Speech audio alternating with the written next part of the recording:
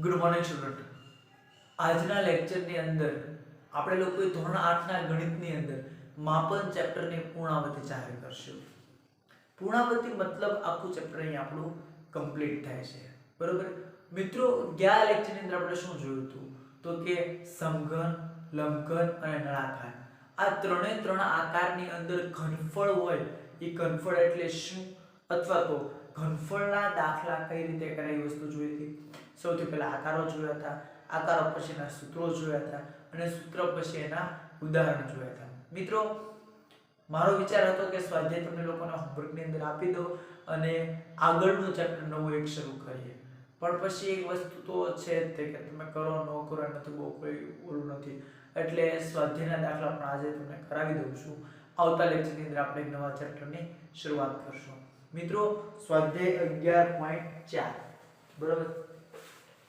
અમુક દાખલા તમને હોમવર્કની અંદર આપતો જશે, અમુક દાખલા કરાવતો જશે. તમને એક નળાકાર ટાંકી આપેલી છે. ટાંકીનો આકાર કેવો હશે? નળાકાર છે. નીચે આપેલી કઈ પરિસ્થિતિમાં તમે તેના પૃષ્ઠફળ મેળવશો અને કઈ પરિસ્થિતિમાં તમે એનું ઘનફળ મેળવશો? નથી કોઈ રકમ આપી, નથી કોઈ દાખલો આપ્યો, નથી કોઈ ગણતરી કરવાની, નથી કોઈ સૂત્ર મૂકવાનું. માત્ર તમને નીચે જે રકમ આપેલું પ્રશ્ન પૂછો છે, પ્રશ્નનો તમારે જવાબ આપવાનો છે. પ્રશ્ન શું પૂછ્યો તો કે તમારી પાસે એક નળાકાર ટાંકી છે. બરોબર. હવે તમને બે કિસ્સા આપ્યા છે. કયા કિસ્સાની અંદર તમારે એનું પૃષ્ઠફળ શોધવું પડે અને કયા કિસ્સાની અંદર ઘનફળ શોધવું પડે. બરોબર. પહેલો પ્રશ્ન એવો છે, નળાકાર ટાંકીમાં રહેલું પાણી નળાકાર ટાંકીમાં કેટલું પાણી રાખી શકશે તે નક્કી કરવા માટે શું કીધું તો કે પ્રશ્ન એવો હતો કે તમારી પાસે એક નળાકાર ટાંકી છે. બરોબર. તો નીચે અમુક ટોપિક આપ્યા છે, એમાંથી કેમાં તમારે એનું ઘનફળ શોધવું પડે અને કેમાં તમારે એનું પૃષ્ઠફળ શોધવું પડે તમારે ચકાસવાનું હતું. એનો પહેલો પ્રશ્ન તમને એવો પૂછ્યો છે કે નળાકાર ટાંકીમાં કેટલું પાણી સમાઈ શકે. તો હવે વાત કરીએ પૃષ્ઠફળમાં શું હોય તો કે પૃષ્ઠફળની અંદર ખાલી ફરતે સપાટીની વાત કરવાની હોય, જ્યારે ઘનફળ એટલે અંદર ભરેલો જથ્થાની વાત કરવાની. તો પાણી શું છે તો કે ટાંકીની અંદર ભરેલો જથ્થો છે. તો ટાંકીની અંદર ભરેલો જથ્થો, તો જથ્થામાં તે શું વપરાય? ઘનફળ વપરાય. એટલે આનો જવાબ આવશે ઘનફળ. પ્રશ્ન નંબર 2, નળાકાર ટાંકીને પ્લાસ્ટર કરવા માટે જરૂરી સિમેન્ટની થેલીઓની સંખ્યા. શું કીધું તો કે નળાકાર ટાંકી છે, આ ટાંકીની ફરતે પ્લાસ્ટર કરવાનું છે. પ્લાસ્ટર એટલે કે ફરતે એક પડ ચડાવવાનું છે. બરોબર. તો ફરતે પડ ચડાવવાનું છે એટલે શું લાગુ પડે? પૃષ્ઠફળ. બરોબર. ટાંકીની ફરતે પડ ચડાવવાનું છે એટલે શું લાગુ પડે? ફરતી સપાટીનું ક્ષેત્રફળ. અને ફરતી સપાટીનું ક્ષેત્રફળ એટલે આપણા શબ્દમાં કહીએ તો પૃષ્ઠફળ. પ્રશ્ન 3, નળાકાર ટાંકીમાં ભરેલા પાણીની કેટલી નાની ટાંકીઓ ભરાશે તેની સંખ્યા. બરોબર. નળાકાર ટાંકીની અંદર પાણી ભરેલું છે. હવે ઈ તે પાણીથી બીજે નાના ટાંકા ભરવાના છે, તો કેટલા ટાંકા ભરાઈ શકે? તો એની અંદર શું આપણે તો કે પાણીનો જથ્થો તમારે જોવાનો છે કે મૂળ જથ્થો તમને આપ્યો છે, એમાંથી નાના જથ્થા કેટલા ફેરવી શકાય. બરોબર. તો એને શું કહેવામાં આવે છે? ઘનફળ તરીકે ઓળખવામાં આવે છે. પ્રશ્ન નંબર 2, નળાકાર એનો વ્યાસ 7 સેન્ટીમીટર છે. બરોબર. નળાકાર એ છે એનો શું છે તો કે નળાકાર એનો વ્યાસ 7 સેન્ટીમીટર છે અને ઊંચાઈ છે 14 સેન્ટીમીટર છે.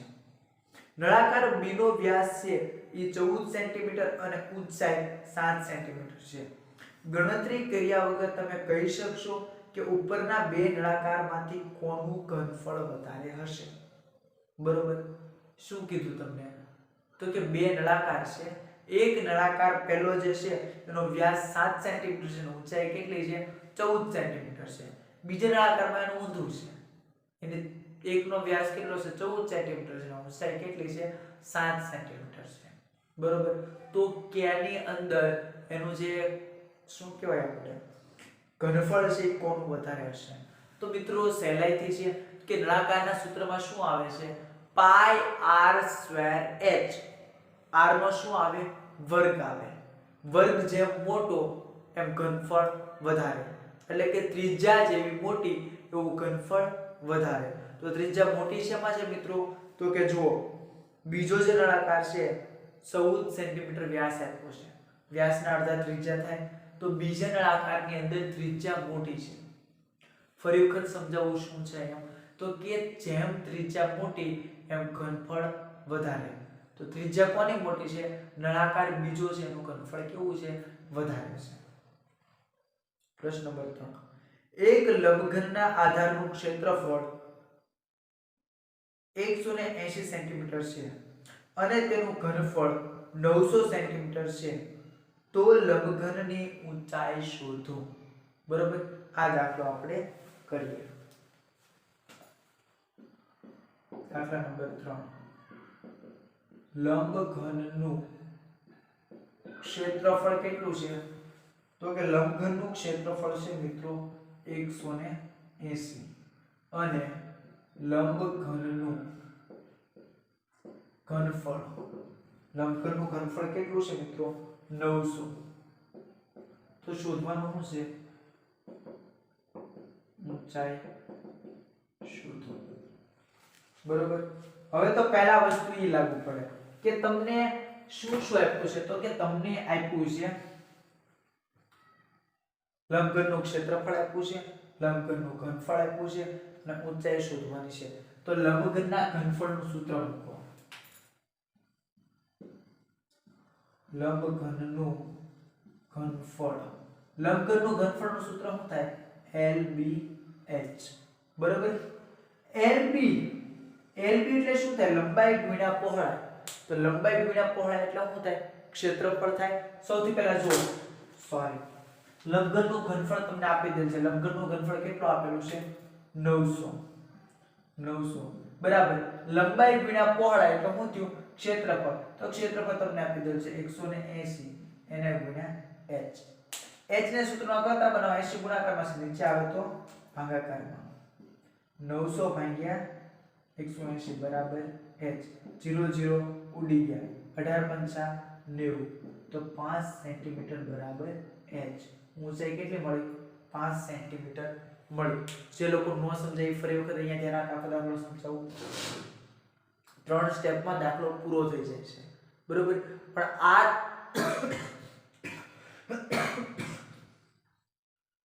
3 સ્ટેપની અંદર દાખલો પૂરો થઈ જાય છે પરંતુ આ 3 સ્ટેપ બનાવવા માટે કેટલી મગજની જરૂર પડે વસ્તુ કહું લંબઘનનું ક્ષેત્રફળ તમને આપ્યું હતું 180 લંબઘનનું ક્ષેત્રફળનું સૂત્ર શું થાય તો કે લંબાઈ ગુણ્યા પહોળાઈ LB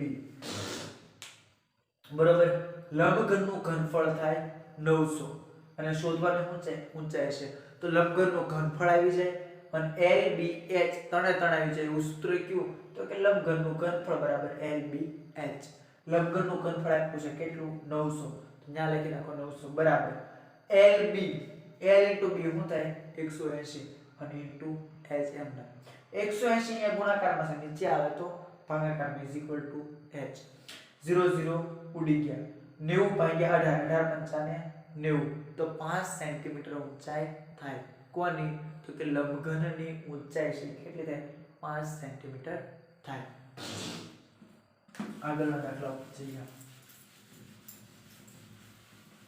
મિત્રો સ્વાધ્યાયની પાકી બુક સ્વાધ્યાય પોથી અને જે હોમવર્ક આપવામાં આવે છે બધું એક આરે સાથે રાખજો હું ગમે ત્યારે ગમે એની પાસે માંગીશ દાખલા નંબર 4 એક લંબઘનનું માપ 60 centimetre by 54 centimetre by 30 centimetre છે આ લંબઘનની અંદર 6 સેન્ટીમીટર બાજુઓ વાળા કેટલા ઘન રાખી શકાય બરોબર ઘન જ્યારે ખાલી ઘન શબ્દ વાપરે ત્યારે શું સમજવાનું સમઘનની વાત કરી છે બરોબર તો સૌથી પહેલા લંબઘનનું ઘનફળ શોધો પછી સમઘનનું ઘનફળ શોધો અને બંનેનો ભાગાકાર કરો બરોબર તમને શું કીધું તો કે એક લંબઘન છે પહેલાનું ઘનફળ શોધો લંબઘનનું ઘનફળ બરાબર LBH નું માપ તમને આપેલ છે કેટલા આપ્યા છે 60 ચોપન 30 60 ગુણ્યા 54 બાય 30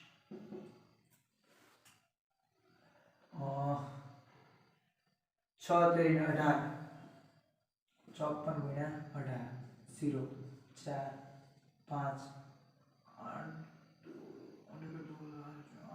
30 8 5 40 ને 3 43 2 7 9 972 તો 972 ને આ બંને 0 બરોબર આટલું ઘનફળ થયું કોનું ઘનફળ થયું લંબઘનનું ઘનફળ થયું 97200 હવે સમઘનનું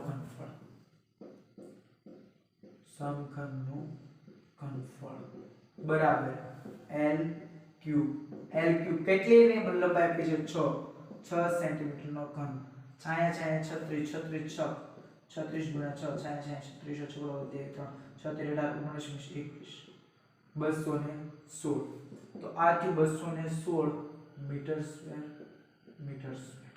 બરોબર આ બંને ભૂસી નાખો અહીંયા સુધી પહેલા સમજાવી દઉં આગળ તમને કહું તમને શું કીધું તો કે એક લંબઘન આકાર આપ્યો છે લંબઘન આકારની લંબાઈ 60 સેન્ટીમીટર છે પહોળાઈ 54 સેન્ટીમીટર છે અને ઊંચાઈ છે 30 સેન્ટીમીટર છે બરોબર ફરી વખત સમજાવું શું કીધું તમને તો કે લંબઘનનું ઘનફળ LBH શું છે તો કે 60 54 30 આવું તમને આપેલું છે હવે તમને એવું કીધું કે આ આકારની અંદર 6 સેન્ટીમીટર માપના ઘન 6 સેન્ટીમીટર લંબાઈ ધરાવતા નાના નાના સમઘન ગોઠવવાના છે તો કેટલા સમઘન આ લંબઘનની અંદર સમાઈ શકે તો લંબઘનનું ઘનફળ ભાગ્યા સમઘનનું ઘનફળ કરું તો મને ઘનની સંખ્યા મળી જાય બરાબર તો ઘનની સંખ્યા બરાબર શું આવે તો કે સોરી હા 97200 ભાગ્યા 216 બરાબર આ બંનેનો ભાગાકાર કરો ભાગાકાર કરતા જે સંખ્યા આવે એ સંખ્યા શું થઈ ગયો તમારો જવાબ થઈ ગયો ભાગાકાર તમારા લોકોએ હોમવર્કમાં કરવાનું છે ફરી વખત કહો આ દાખલાની અંદર તમને શું આપ્યું એક લંબઘનનું ઘનફળ LBH કેટલું છે 60 ગુણ્યા 54 ગુણ્યા 30 છે બરાબર સમઘનનું ઘનફળ L ક્યુબ છે હવે આ લંબઘનની અંદર નાના નાના સમઘન ગોઠવવાના છે મતલબ માની લો કે આ આખો રૂમ છે આ રૂમની અંદર નાની નાની પેટી ગોઠવવાની છે તો આ રૂમની અંદર કેટલી પેટી સમાઈ શકશે એની સંખ્યા આપણે શોધવાની છે તો કઈ રીતે મળે તો કે આખા રૂમનું ઘનફળ એને ભાગ્યા નાની પેટીનું ઘનફળ બરાબર બંનેનો ભાગાકાર કરો એટલે તમને સંખ્યા મળી જાય તો આ રૂમનું ઘનફળ એને ભાગ્યા પેટીનું ઘનફળ બંનેનો તમને જે જવાબ આવે એ જવાબ ઉપરથી તમને એનો સંખ્યા મળી શકે આગળના દાખલા ઉપર જઈએ